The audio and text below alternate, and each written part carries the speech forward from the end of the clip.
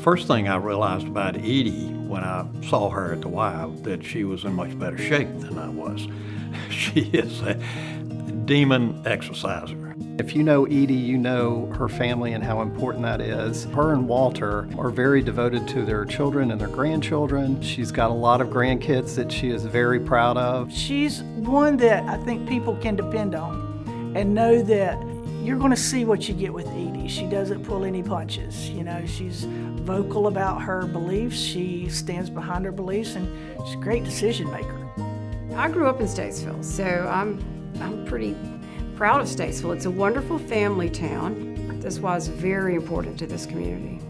Everyone's welcome and everyone seems to be here. It's a cross-section of our community. That's one of the strengths of the Y. For years, we were our own association with 3 branches. When the economic fall of 2008 hit, it was really trying. I became a board member again after a period of time and became aware that there were some pretty serious financial challenges. We had a fair amount of debt, and that debt load was not going to go away. Edie recognized the problem and decided that something needed to be done about it. Our board felt the best decision was for us to look into merging into a bigger association where we could find more support.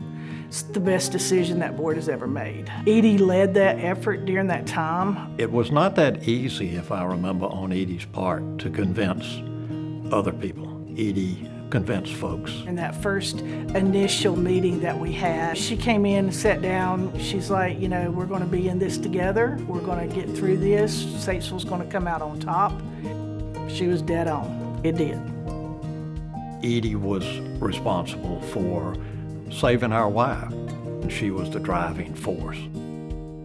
We've done really well operationally since the merge with Northwest North Carolina. The community now sees the Y again as a place to go, that the support's going to be there. It's allowed us to be more of a force in the community because we are able to plan and execute differently. Our most important and our largest program now is our Bridge Academy. We're working with the school system to identify children who are homeless, to bring them into our after-school program. They have tutoring, they go home with supper. We've been able to offer these children an opportunity to be part of things that all children are lucky to be part of.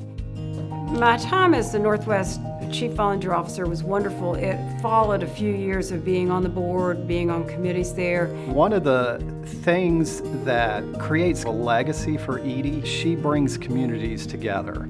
Our association has a wide geographic footprint.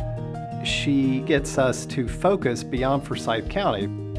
She was our voice at the association, and this Y benefited from the programming and other resources that they had in Winston that we did not have here. Edie's been there through all of it. She's been the backbone of this Y. Now she is able to sit back and see how well this Y is going and to know that she was a part of making this Y successful. She's more than deserving of the highest recognition that the Y could give her. She has had an impact on our overall association, but I'd say most importantly, the thing is, she's a really good friend. Edie is so very deserving, and she was such an excellent choice for this award, and I will just say I'm glad to call her a friend. I don't know that I would have been able to go through everything in our growth here at the Y without Edie in my corner. Even today, I still look to her. She's my true mentor. I can't think of anyone more deserving for this award than Edie Holland. She is one for the books, let's put it that way.